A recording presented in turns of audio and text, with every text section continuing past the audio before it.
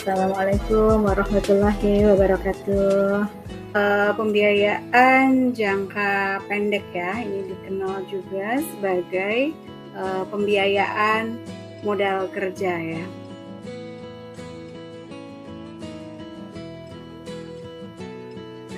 Beberapa materi yang akan dibahas di sini. Nah, kita langsung ke pengertiannya. Hutang dengan jangka waktu 1 tahun atau kurang yang digunakan untuk memenuhi kebutuhan musiman dan aktiva lancar. Umumnya perusahaan membuat keputusan pembiayaan jangka pendek secara berkala. Pembiayaan jangka pendek ini diperlukan oleh perusahaan-perusahaan untuk membantu aktivitas operasi. MNC memiliki akses terhadap sumber dana tambahan. Keputusan pembiayaan jangka pendek lebih rumit dibandingkan perusahaan lain. Manajer keuangan harus memahami kemungkinan, keuntungan, dan juga kerugian dari pembiayaan jangka pendek dalam satuan mata uang asing, sehingga mereka dapat membuat keputusan pembiayaan jangka pendek yang memaksimalkan nilai dari multinational company. Jadi disebut pembiayaan jangka pendek karena waktunya, ya. Lihat periode waktunya yaitu kurang dari 1 tahun. Di modal kerja atau pembiayaan jangka pendek itu waktunya kurang dari 1 tahun. Sehingga di sini sampaikan dia untuk kebutuhan operasional perusahaan tersebut. Jadi lebih untuk digunakan untuk aktivitas operasi ya. Untuk produksi, pembayaran tenaga kerja, bayar utang jangka pendek misalnya ya. Jadi yang sifatnya jangka pendek harusnya digunakannya ya. Jangan udah pinjam jangka pendek tapi digunakannya untuk investasi. Nah ini akan mengalami kesulitan nanti dalam pembayarannya ya. Jadi ini bisa dilihat kalau kalian ingat di posisi neraca. Neraca itu ada sisi aktiva dan sisi pasiva. Di sisi kiri, sebelah kirinya itu ada sisi aktivanya atau sisi asetnya. Dari situ terlihat aktiva-aktiva apa saja yang dibiayai dengan pasiva ya. Jadi investasi-investasi apa saja nanti yang dibiayai dari sisi pasifanya. Sedangkan di sisi pasifanya itu terlihat sumber pendanaan dari perusahaan ya. Dari pasifa itu ada utang yang sifatnya jangka pendek lancar, yang sifatnya jangka panjang ya. Kalau sifatnya jangka pendek misalnya yaitu hutang jangka pendek, hutang dagang ya. Yang sifatnya short term lah ya, short term financing, jadi pembiayaan yang sifatnya jangka pendek. Selain itu ada yang jangka panjang, misalnya obligasi yang bisa 2 tahun, 5 tahun, misalnya itu yang sifatnya jangka panjang utangnya. Atau pembiayaannya bisa dari perusahaan sendiri, dari laba yang ditahan. Ya, jadi laba perusahaan yang ditahan, tidak dibayar sebagai dividen, itu bisa digunakan oleh perusahaan untuk pengembangan usaha. Ya. Nah, selain itu ada juga equity ya, saham. Ini adalah kepemilikan modal dari pemilik ya, investor. Jadi pemilik bisa menanamkan modalnya berupa saham dari sisi pasiva itu ya. Nah, di sini jadi kita fokus pada pembiayaan yang jangka pendek. Jadi di sisi kiri dari pasiva yang hanya jangka pendeknya saja. Nah, jangka pendek ini berguna untuk tadi lebih pada aktivitas operasional perusahaan sehari-hari ya.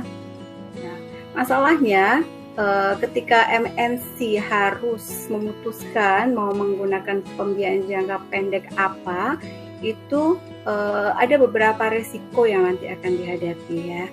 Yang pertama, sama tentunya dengan perusahaan nasional biasa, akan ketemu dengan resiko suku bunga ya. Suku bunga yang berlaku di suatu negara tentunya akan mempengaruhi operasional perusahaan ya. Bisa kalau tidak dikelola dengan baik bisa mengalami kerugian. Kalau pernah belajar di manajemen resiko masih ingat resiko akan adanya perubahan suku bunga. Di perubahan suku bunga ini akan mempengaruhi pendapatan perusahaannya. Jadi pendapatan perusahaan bisa berkurang nih karena misalnya suku bunganya dinaikkan. Otomatis kalau suku bunganya naik, perusahaan harus bayar cicilan jadi lebih besar, ya kan? Kewajibannya jadi harus lebih besar dikeluarkan. Dan otomatis pendapatannya juga jadi berkurang ya, karena digunakan lebih banyak dikeluarkan untuk bayar cicilan dan juga utangnya, otomatis pendapatan perusahaan juga berkurang. Nah, selain pendapatan, ini juga suku bunga itu bisa mempengaruhi dari nilai pasar suatu perusahaan, di mana nilai pasar itu tercermin dari harga sahamnya ya, harga saham perusahaan. Nah, ini semua mempengaruhi nilai perusahaan. Jadi bila perusahaan tidak dapat mengelolanya dengan baik, baik perusahaan nasional, multinasional gitu ya, kalau nggak bisa mengelola suku bunga ini akan mempengaruhi itu tadi pendapatan dan juga nilai dari perusahaan. Nah, tentunya ini akan sangat mempengaruhi kinerja perusahaan ya. Sehingga investor yang melihat kinerja perusahaan yang punya utang besar misalnya, atau dia tidak mampu membayar hutang-hutang jangka pendeknya ya, ini akan mempengaruhi keputusan mereka untuk berinvestasi. Nah, ini banyak perusahaan, beberapa di Indonesia juga ada perusahaan yang sudah besar betulnya, seperti perusahaan apa ya, jamu ya, yang di Semarang itu apa ya, lupa itu namanya, Nyonya Menir ya. Nyonya Menir itu perusahaan yang sudah besar, sudah multinasional gitu. Tetapi dia dinyatakan pilot, tidak mampu membayar hutang-hutang jangka pendeknya. Ya. Utangnya sebenarnya nggak terlalu besar, hanya 700 juta dibanding dengan aset perusahaan tadi ya. Aset perusahaan ini sudah sangat besar. Di luar negeri juga banyak aset-aset yang tetapnya, cuman mereka lebih banyak aset yang sifatnya fixed aset ya, sifatnya aset tetap, sehingga perlu waktu yang lebih lama untuk mencairkan. Sehingga ketika perusahaan jatuh tempo untuk membayar hutang-hutangnya, ternyata tidak punya cash yang cukup. Nah, ini akhirnya perusahaan tadi yang sudah cukup lama, pengalamannya juga sudah banyak, beberapa cabangnya di luar negeri juga banyak, ternyata hanya karena ketidakmampuan untuk mengelola pembiayaan jangka pendeknya, bisa mengakibatkan perusahaan tadi tutup gitu ya, bangkrut ya, karena dituntut oleh si kreditornya, ketidakmampuan dari perusahaan untuk membayar utang-utang jangka pendeknya. Sehingga ini perlu perusahaan itu untuk mengelola pembiayaan jangka pendeknya dengan baik. Apalagi kalau perusahaan multinasional, perusahaan multinasional itu tidak hanya tergantung pada tingkat suku bunga, tetapi tergantung dari valutanya juga. Ya. Tergantung pada valuta asing di mana perusahaan tersebut memiliki kewajibannya. Kalau terjadi apresiasi, otomatis apresiasi terhadap mata uang yang dipinjam, ya, otomatis kan kewajibannya makin besar. Nah, ini akan mempersulit perusahaan. Itu resiko yang harus dipertimbangkan juga oleh perusahaan multinasional ya, yang akan melakukan pembiayaan jangka pendek ini ya. Lanjut ya, itu pengertiannya. Kemudian sumbernya pembiayaan jangka pendek ini ada beberapa ya. Ini ada Euronote, Euro Commercial Paper, pinjaman Eurobank, juga pembiayaan dari internal. Jadi kalau yang poin 1, 2, dan 3 ini adalah pembiayaan eksternal ya. Jadi yang diperoleh dari luar dari perusahaan tersebut. Nah, kalau Euronote ini hutang tanpa jaminan, jadi nggak pakai jaminan ya. Nah, suku bunganya biasanya udah ditentukan nih. Kalau kita mau pinjam di Euro sini ya, Euronote ini bunganya sekitar 8%. Nah, ini sifatnya tadi jangka pendek juga ya. Jadi ini semuanya jangka pendek ya. bisa 1 bulan, 3 bulan, 6 bulan gitu. Dan ini Euronet ini bisa diperpanjang. Saya jangka pendek tadi 6 bulan, kemudian perusahaan masih memerlukan dana tersebut untuk membiayai operasionalnya, misalnya itu bisa diperpanjang lagi pinjaman ini Euronetnya. Jadi bisa 2 tahun gitu ya, 3 tahun yang sifatnya jangka menengah. Jadi dia diperpanjang jadi yang lebih lama periodenya. Ya. Kemudian ada Euro Commercial Paper, sama sih sebetulnya konsepnya, Euronote, Commercial Paper semuanya yang sifatnya jangka pendek. Cuman kalau di Euronote ini dia pakai underwriter ya. Kalau yang Euro Commercial Paper ini nggak ada underwriternya. Jadi underwriter itu semacam penjamin yang menjamin gitu ya, yang menjamin hutang itu ya, atau surat hutang tersebut, menjamin emisi. Kalau di saham itu underwriternya ada juga ya. Jadi pernah dengar IPO ya, Initial Public Offering, jadi perusahaan yang mau menerbitkan saham di awal itu biasanya ada underwriternya untuk saham tersebut. Jadi dia menjamin penjualan dari saham-saham tersebut pada saat IPO. Demikian juga surat utang, utang-utang ini, dia juga ada underwriternya, penjaminnya. Nah, kalau Euro Commercial Paper ini nggak ada, ya, jadi langsung antara perusahaan dengan si pemberi utangnya. Kemudian ada pinjaman Eurobank, ini juga langsung kalau ini ya ke banknya sama, di kredit langsung. Nah, selain pinjaman-pinjaman eksternal ini, juga perusahaan bisa mempertimbangkan untuk menggunakan pembiayaan internal. Jadi pembiayaan internal ini tentunya dari dalam perusahaan sendiri ya. Jadi bagaimana perusahaan bisa memanfaatkan dana-dana yang dimilikinya, yang nganggur tentunya, yang digunakan untuk menambah dari operasional perusahaan. Bisa saja ini berasal dari anak-anaknya ya. Jadi anak perusahaan yang punya kelebihan kas, kelebihan laba gitu ya. Nah, itu bisa dipinjam dulu oleh induknya misalnya untuk pengembangan dari induknya tersebut. Ya, untuk pengembangan anak lainnya, boleh kayak gitu. Dan ini biasanya pasti lebih murah ya, karena internal, sehingga pembiayaannya lebih murah, nggak kena bunga segala macam, ya kan. Kemudian mungkin nggak ada penalti, ya mungkin ada ya, tapi lebih soft lah aturannya dibuat, karena kan perusahaan sendiri ya. Jadi tergantung perusahaan apakah mau menggunakan internal ataupun eksternal. Sumber-sumber dari pembiayaan jangka pendek ya.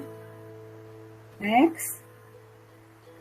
Nah, di sini mengapa sih multinasional ini memilih sumber dana dari luar negeri? Itu juga sudah dijelaskan. Intinya ada 2 faktor yang mempengaruhi dari multinasional ini, kenapa dia harus atau memilih dana dari asing. Yang pertama, untuk mengimbangi piutang valuta asingnya. Jadi misalnya perusahaan tadi MNC ini memiliki piutang, kemarin juga udah kita pelajari ya, piutang. Kemudian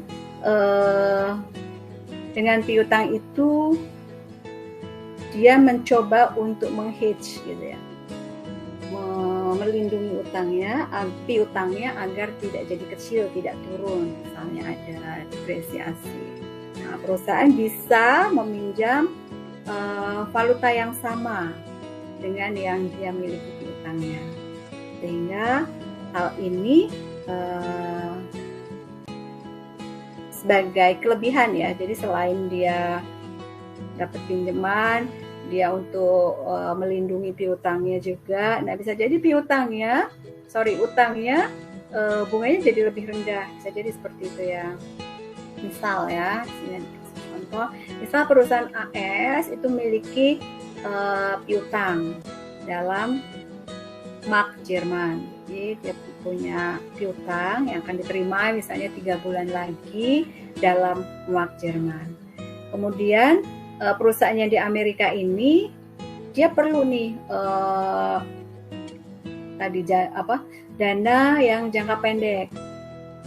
Kalau menunggu piutang mungkin masih 3 bulan lagi akan cair piutangnya, sedangkan dia perlu misalnya dalam 1 bulan ini gitu ya. Nah, bisa saja perusahaan tadi Amerika ini pinjam dalam mark gitu ya. Sehingga nanti pada saat mau bayar utang dia menggunakan piutangnya ini untuk bayar utangnya.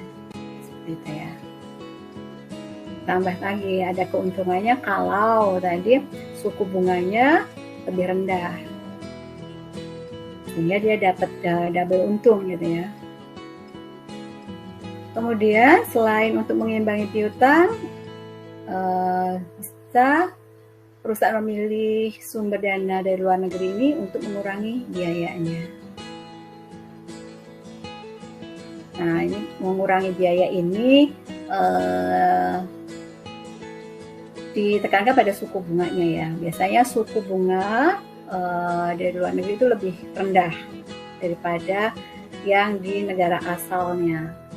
Ya, misalnya di Indonesia tingkat bunganya sekarang berapa? 3 ya, 3,5-an.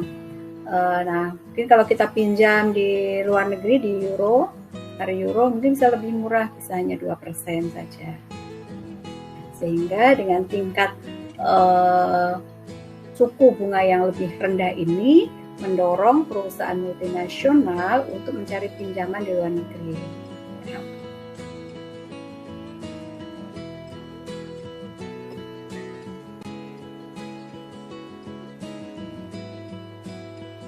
Oke, nah itu beberapa alasan kenapa MNC memilih ya, daripada pakai di dalam negeri mungkin lebih mahal, bisa pakai di luar negeri. Tapi tentunya nggak segampang itu ya, ada faktor-faktor lainnya yang perlu dipertimbangkan juga ya. Nggak cukup tadi hanya suku bunganya aja.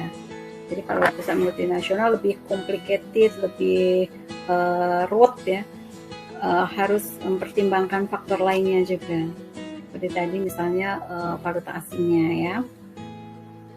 Baik, kita ke menentukan suku bunga pembiayaan efektif. Nilai dari valuta yang dipinjam kemungkinan besar akan berubah dari waktu ke waktu dalam kaitannya dengan valuta lokal peminjam. Nah, biaya peminjaman atau disebut cost of financing aktual bagi perusahaan debitur akan tergantung pada yang pertama itu suku bunganya yang dikenakan oleh bank yang menyediakan kredit dan pergerakan nilai valutanya yang mendominasi kredit tersebut. Nah, ini merupakan rumus dari suku bunga efektif ya. Suku bunga efektif. Suku bunga efektif atau RF rumusnya ya. RF itu suku bunga efektif untuk F-nya foreign ya, untuk yang luar asing. Yang asing. Jadi suku bunga efektif asing sama dengan 1 plus IF. I-nya adalah suku bunga luar, suku bunga asing, kemudian S 1 plus ST plus 1. S ini adalah kurs spotnya. Kurs spot kalau T plus 1 berarti kurs spot yang akan datang ya. Jadi namanya forward ya kalau kurs spot yang akan datang itu. Ditambah plus minus spot kurs yang berlaku saat ini dibagi kurs yang berlaku saat ini plus minus 1. Di sini ada penjelasannya. IF ini mewakili suku bunga kredit dari valuta asing. Nah, ini ya, IF ini adalah suku bunga kredit valuta asing. Kemudian S dan ST ini mewakili kurs spot pada awal, yang S plus T adalah kurs spot pada akhir. Kemudian yang ini ya, S plus 1 plus S ini mencerminkan persentase perubahan dalam kurs spot, atau ini kalau disingkat EF. Jadi perubahan kursnya di sini. Jadi ini bisa dilambangkan dengan EF. Sehingga persamaan tadi bisa disederhanakan seperti ini. Jadi ini sama ya rumusnya dengan ini ya. RF atau suku bunga efektif. Jadi suku bunga efektif sama suku bunga real beda ya. Kalau suku bunga real itu yang ditetapkan misalnya 10%. Nah, itu suku bunga real. Kalau suku bunga efektif ini suku bunga real dipengaruhi oleh kurs yang berlaku ya. Jadi setelah dihitung ada perubahan kurs, baik apresiasi maupun depresiasi, itu akan menghasilkan pembiayaan efektif. Nah, itulah yang benar-benar dibayarkan perusahaan sebesar itu. Ya, tadi sampai di ini ya, pembiayaan menentukan suku bunga pembiayaan efektif. Ini rumusnya. Di rumus ini nanti akan sama ya dengan rumus ini. Itu disesuaikan dengan soalnya aja. Oke, next lanjut. Oh ya, ini contoh penggunaan dari rumus tadi ya. Di sini ada berikan dua contoh. Kasusnya sih sama, cuma nanti yang satu bagaimana ketika terjadi apresiasi, dan satunya lagi bagaimana ketika terjadi depresiasi, sehingga nanti akan kelihatan perbedaannya di sini ya.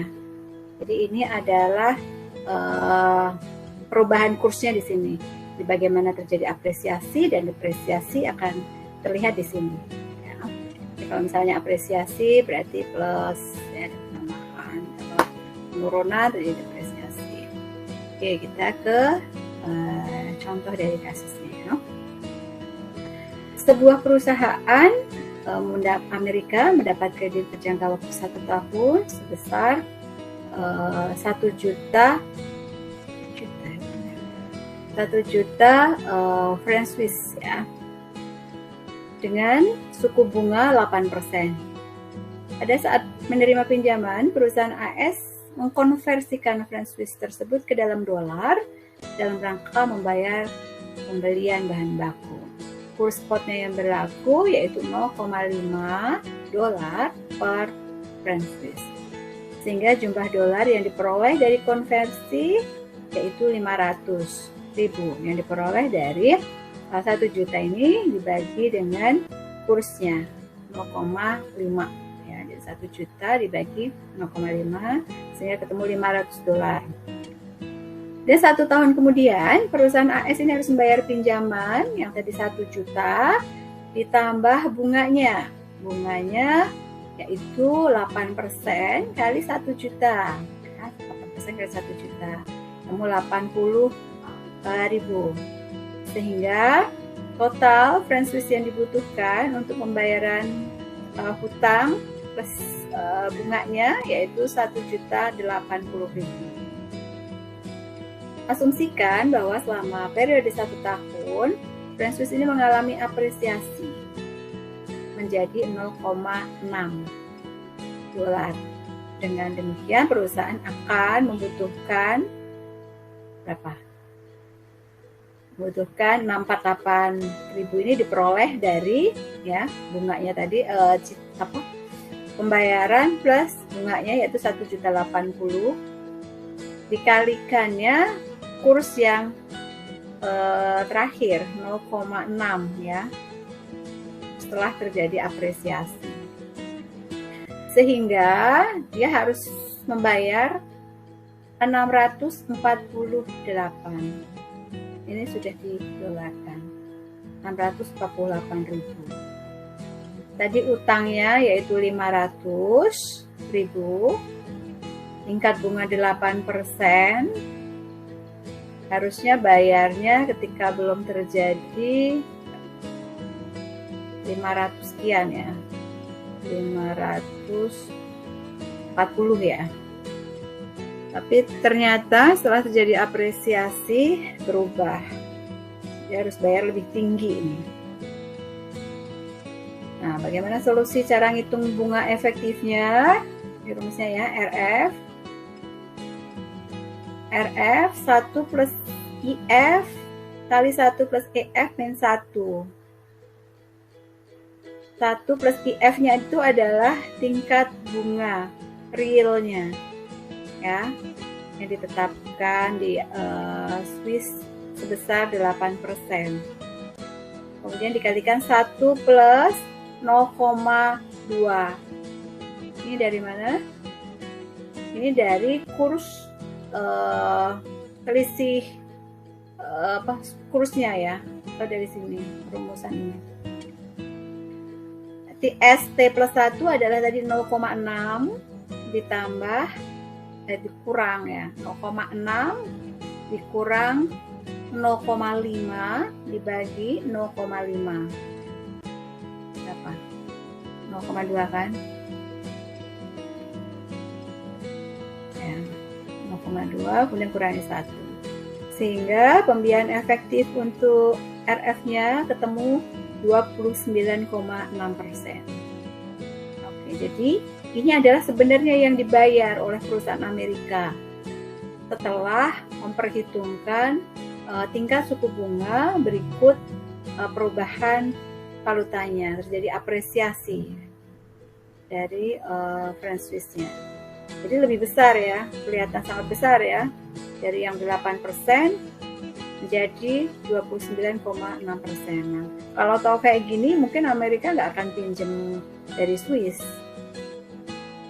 Walaupun terlihat mungkin lebih murah, tingkat pembiayaan Amerika taruhlah misalnya 10%, sehingga sepertinya lebih murah nih kalau pinjam di Swiss gitu kan.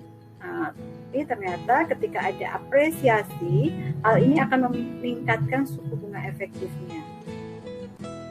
Nah, sekarang bagaimana kalau kebalikannya? Kalau terjadi depresiasi ya. Kalau terjadi depresiasi, misalnya tadi tingkat bunganya sama, misalnya 8%, tetapi franc Swiss-nya mengalami depresiasi dari yang 0,5 menjadi 0,45, turun 0,05 dolar sepanjang periode pinjaman. Berapa suku bunga pembiayaan efektif? Nah, ini bisa dihitung dengan rumus yang sama tadi, tinggal kita ganti ke F-nya ya, perubahan dari valutanya. 1 plus 0,08 sama plus 1,0,10. Nah, ini berasal dari, ini minus ya, kurung ini artinya minus 0,1. Minus 0,10. Dari 0,45 dikurangi 0,05 dibagi 0,05. Sehingga cari ketemu minus. Nah, di sini terlihat bunganya, suku bunganya minus 2,8%. Artinya apa nih?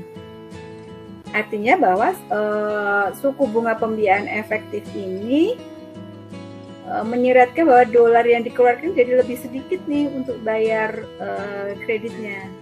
Bunganya jadi minus gitu ya. Ibaratnya dia nggak bayar bunga jadinya. Malah lebih murah banget ya kalau terjadi depresiasi.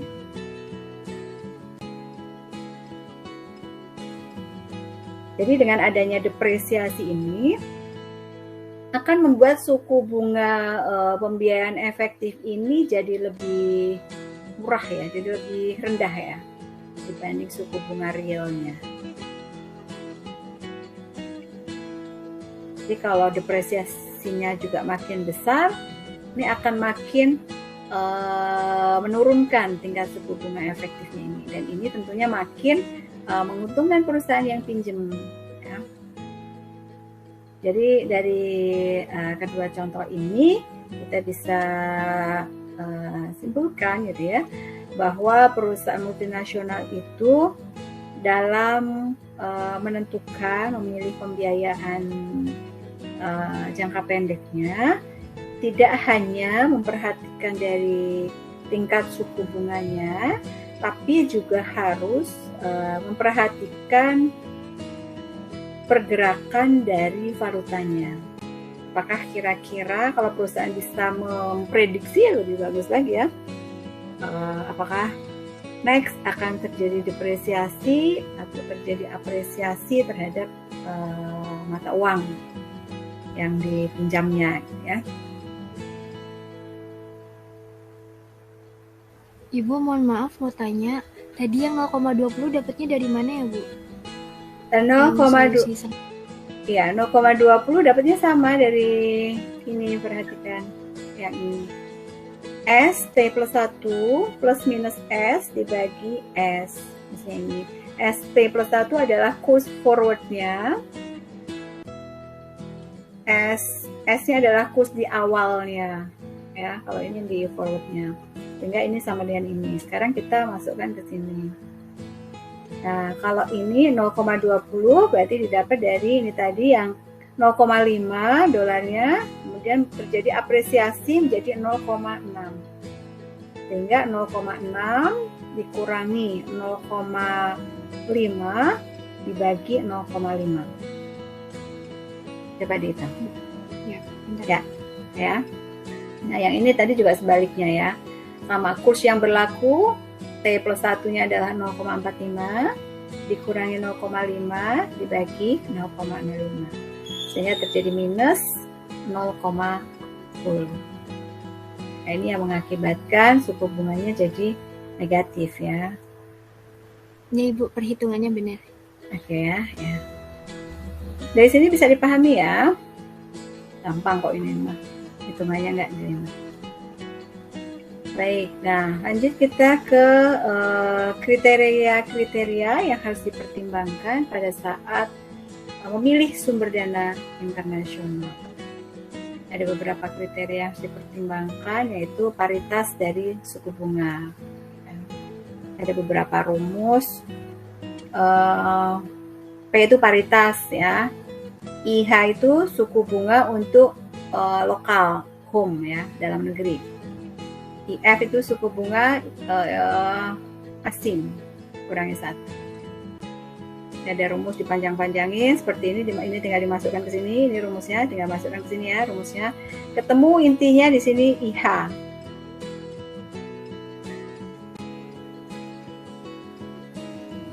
Sehingga RF sama dengan IH. Simple akhirnya ya. IF sama dengan RF sama dengan IH. Artinya apa? Artinya bahwa dilihat dari paritas suku bunga bahwa pembiayaan efektif itu nantinya dia akan sama dengan suku bunga dalam negeri atau domestik.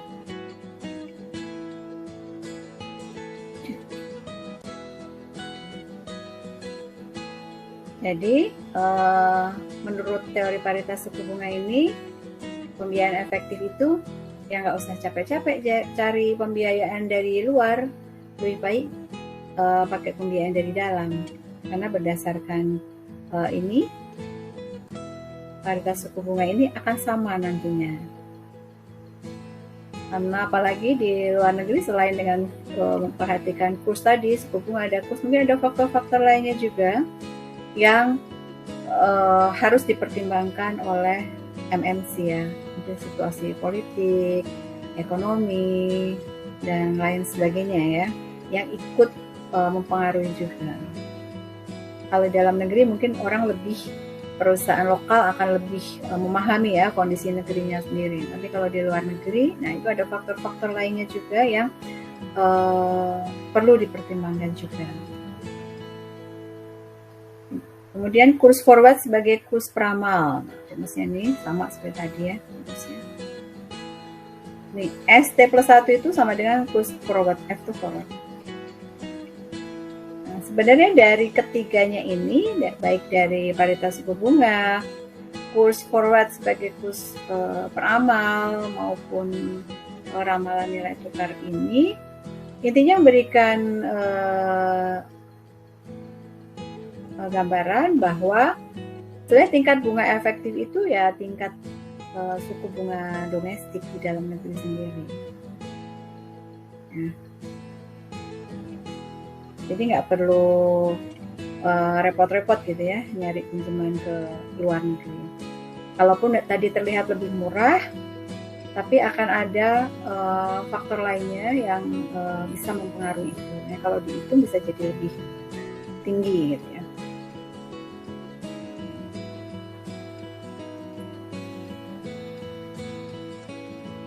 Oh, udah sampai resim. Ya, kita nggak banyak materinya.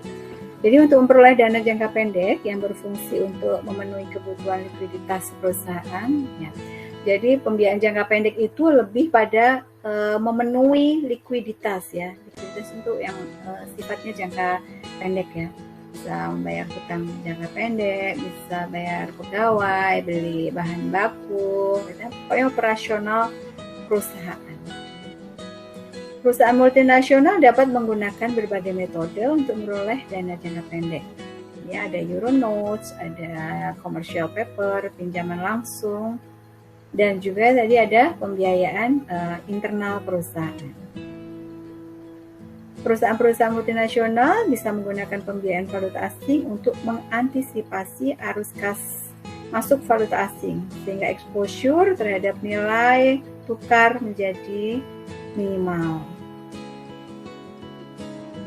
Tadi ya, misalnya dia memiliki piutang, maka dia bisa menyeimbangkannya dengan melakukan hutang dengan mata uang yang sama. Nah, itu merupakan salah satu cara untuk mengefektifkan.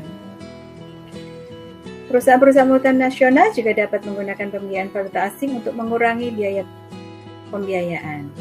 Biaya pembiayaan pakai valuta asing bisa menurun jika suku bunga luar negerinya relatif rendah atau jika valuta asing yang dipinjam mengalami depresiasi.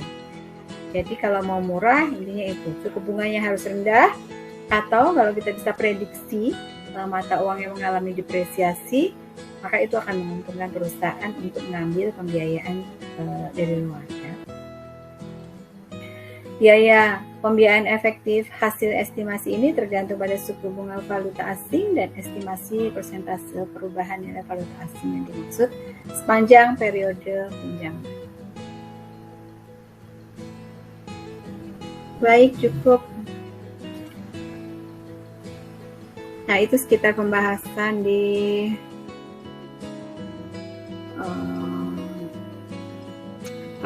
pembiayaan jangka pendek ini ya. Terima kasih. Assalamualaikum warahmatullahi wabarakatuh.